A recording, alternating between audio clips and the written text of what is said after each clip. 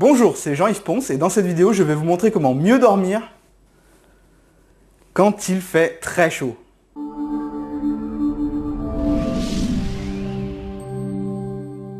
Avant cela, je vous rappelle que vous pouvez télécharger gratuitement ma formation ainsi que mon livre sur comment avoir une très bonne mémoire en 5 étapes en cliquant sur la couverture juste ici.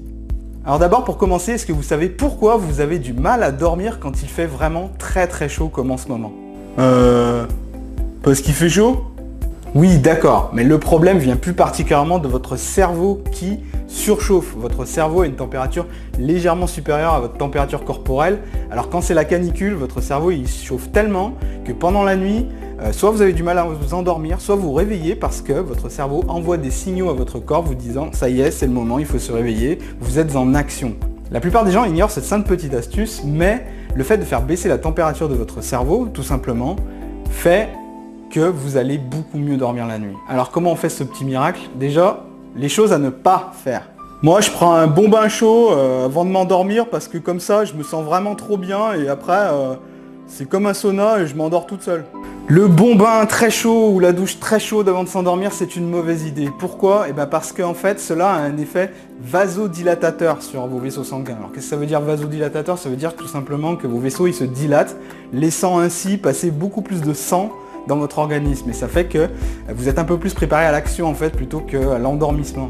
Ce qu'il faudrait au contraire c'est quelque chose d'un peu plus vasoconstricteur, c'est-à-dire vaso comme vaisseau et constricteur comme contracté.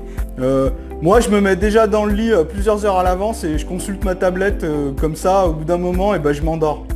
Et le problème d'être déjà dans ces draps des heures à l'avance avant de s'endormir en espérant que vous allez fermer les yeux au bout d'un moment, là aussi c'est un mauvais pari parce que vous allez du coup chauffer tout votre matelas, toute votre literie et votre cerveau qui sera posé sur l'oreiller, il va avoir tendance à chauffer lui aussi. Donc là encore ce n'est pas une bonne idée.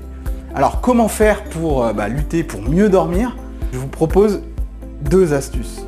La première, celle que je fais régulièrement et qui marche bien, c'est vous pouvez prendre une douche, effectivement, c'est toujours très bon de prendre une douche, mais une douche très tiède, voire un peu froide même. C'est un peu contre-intuitif parce que vous avez tendance à penser qu'une douche froide, du coup, vous allez grelotter, ça va vous empêcher de dormir. En fait, non, ça a un effet vasoconstricteur, comme je le disais tout à l'heure. C'est-à-dire que vos vaisseaux vont se resserrer, laissant moins de sang passer, et vous allez en fait vous endormir plus facilement. C'est un peu le même effet que, à moindre échelle bien sûr, que quand vous voyez dans ces films des survivants qui essaient de survivre dans la neige, dans la glace et tout, et parfois quand ils sont un peu fatigués, ils commencent à s'endormir tout seuls, et c'est un peu le même effet. Je sais qu'il fait froid, mais t'endors pas, reste avec moi Robert. La deuxième astuce que je vous propose, c'est d'utiliser un pain de glace que vous utilisez normalement dans les glacières et de le mettre sous votre oreiller.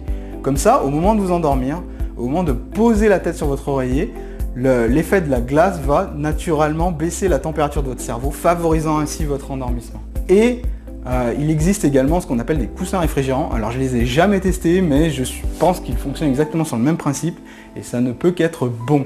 Voilà, c'était les deux astuces que je voulais vous partager au sujet de comment mieux dormir quand il fait vraiment très chaud dehors. Pour ne manquer aucune de mes prochaines vidéos, je vous recommande de vous abonner à la chaîne en cliquant sur ce bouton ici.